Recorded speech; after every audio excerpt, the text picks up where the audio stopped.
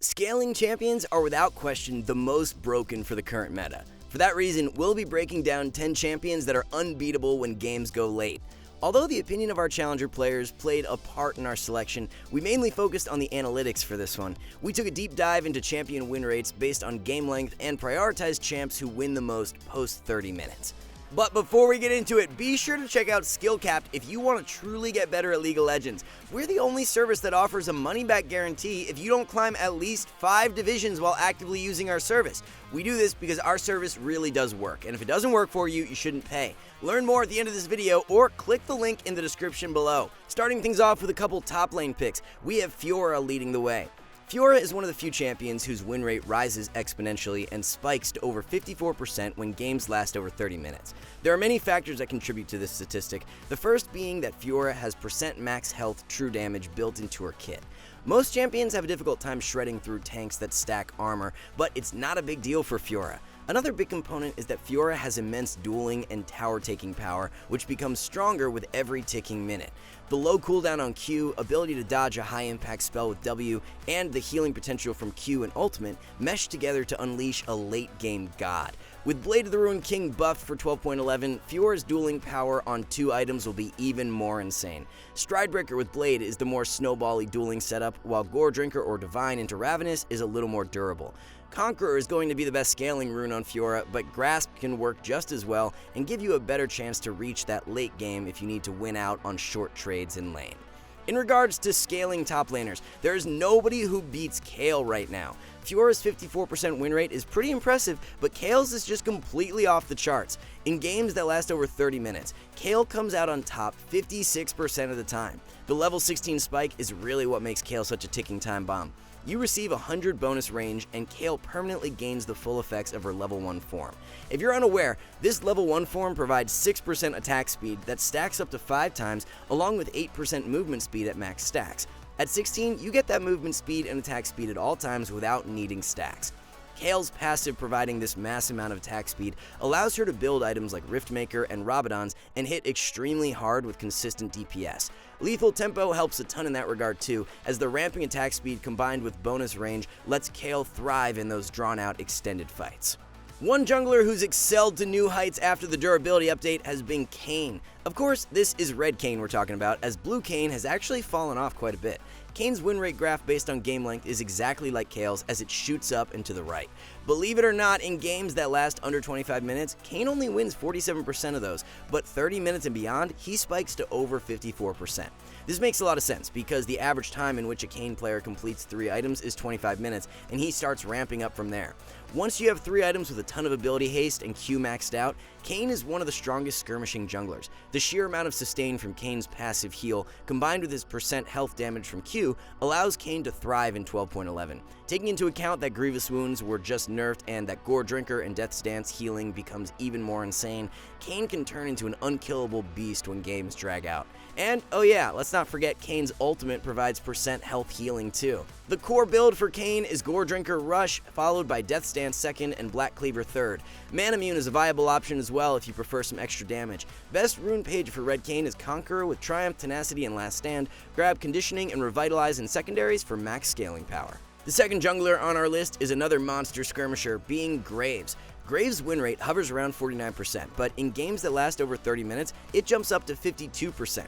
The consistent damage Graves can offload, combined with the tankiness from his E, allows him to thrive the later games go. With a couple of items, it's a common occurrence where you can 2-shot targets while the enemy has no chance of fighting back. With E maxed out and at full stacks, you can amass 128 bonus armor, which is equivalent to 2,500 gold worth of armor.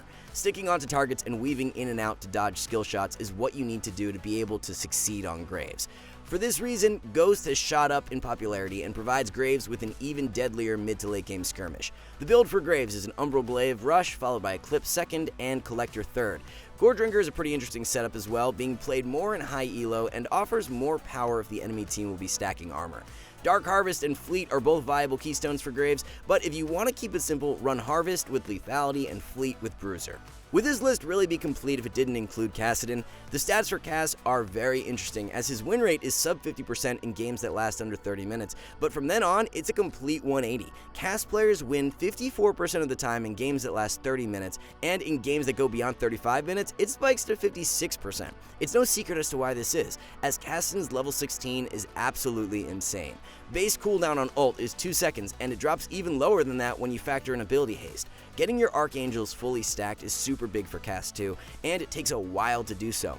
If you have Crown of the Shattered Queen, you can easily get 2 ult charges off on the opponent before they can even deal any damage back to you. Speaking of Crown, it's looking like the most optimal mythic on Cass post 12.11. Everfrost was just nerfed while Crown saw a buff, so it's giving Crown way more priority. Pretty interesting to track the stats this patch between items, as Everfrost users are only winning 48% as opposed to Crown users at 53%. You really don't need Fleet on Cass anymore after the durability update, and players are finding way more success running Electrocute. The purple Yordle takes home our second mid lane slot as Veigar scales tremendously well.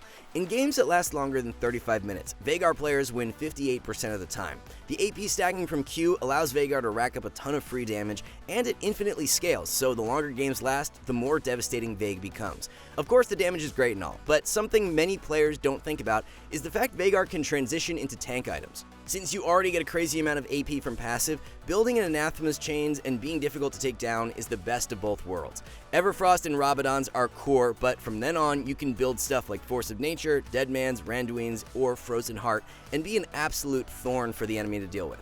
Veigar E is also one of the best zone tools in the game, and when you're fighting in choke points around Baron or Dragon, a well-placed E can be the sole reason you win a late-game fight.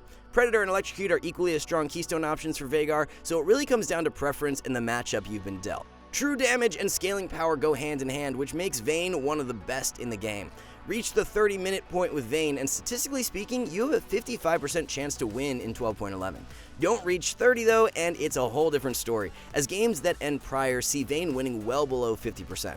Vayne becomes super deadly the longer games last because just like Veigar, she can transition into tank and still deal ridiculous damage. Shield Bow and Rage Blade are the core items, but from then on, Wit's End and Randuin's are leading to crazy results right now. This 4-item combination is difficult to reach, but if you do, the likelihood of 1v5ing fights spikes massively. You're quite literally a ranged tank that can consistently output true damage from auto attacks, which sounds pretty gross to even say. Best rune page for Vayne is still Lethal Tempo, and definitely look to run Resolve secondary to further amplify your scaling strength. Cog would have been our second ADC selection if he hadn't been hit with that W nerf, but the meta is evolving quickly, so Twitch takes home a spot in the top 10. Twitch doesn't win nearly as much as Vayne in games that drag past 30 minutes, but he's still well above average at around 52%. Twitch being able to unload with ultimate and Hurricane proccing on multi-members gives him some of the best teamfight potential for any ADC. It's not just Twitch's above average teamfight that makes him a late game beast though. Finding picks from stealth can be even more influential a lot of the time and lead to huge advantages for your team. Twitch is the only ADC that can take matters into his own hands and play more like an assassin to find a pick on the enemy-fed carry. Of course, the more items you have, the easier it is to do, which is a big reason why Twitch wins a ton of games beyond 30 minutes. Kraken with Blade and Hurricane is the standard build right now, but you can also completely skip a mythic and go the more durable route by grabbing Titanic Hydra. Press the Attack is the best keystone with Presence of Mind, Alacrity, and Coup de Grace. Grab Eyeball Collector and Treasure Hunter for secondaries. Renata Glask is another champion whose win rate rises exponentially the longer games last. Reach the 30-minute mark with Renata, and you're giving yourself a 54% chance of winning. Renata is a champion who scales based on level, as her passive damage becomes stronger the longer games last. This damage is max health damage, and her allies can proc it as well, so when games go over 30 minutes, the value from Renata passive goes up a lot. Renata's ultimate is one of the strongest teamfight tools of any support, and the duration on it increases with levels, so the longer games last, the more broken the spell becomes. The revive from W can also be extremely impactful in the later stages, as keeping a fed carry alive can make or break a game. Since Grievous Wounds were heavily nerfed, Putrefier is no longer a must-buy second item. Slotting in an Ardent Sensor instead will help you buff up your carries and scale even better. Keystone for Renata is Guardian with Shield Bash, Bone Plating, and Unflinching. Run Zombie Ward and Relentless Hunter for secondaries. And to round out the top 10 is going to be the perfect example of a champion deserving a spot on the list. Sona is without a doubt an incredibly strong scaling support, but it does come at a cost. In games that last 20 minutes or less, Sona is only coming out on top 46% of those. Sona's early game is not going to wow anyone, but if you can make it past 30 minutes, her win rate rockets to 54%. So why is this the case? Well, Sona wants to build Archangels, and she wants to be able to spam W out relentlessly. W costs 100 mana per use when maxed out, so it's vital to grab Archangels for the mana issues. The average completion time of Archangels on Sona is 25 minutes, and it takes around 30 minutes to hit 3 items. 3 items Sona is where you can really take over, spam all your abilities, and not have to worry about running out of mana.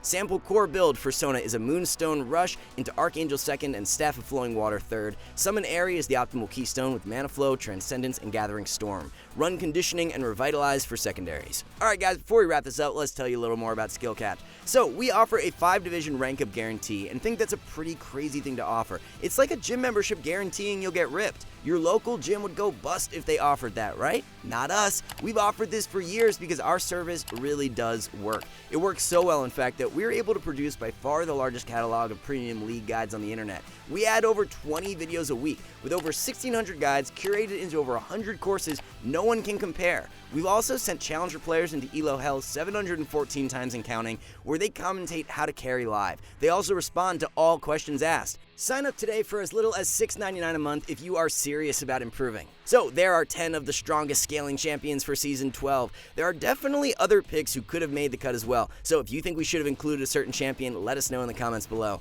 Catch you in the next one.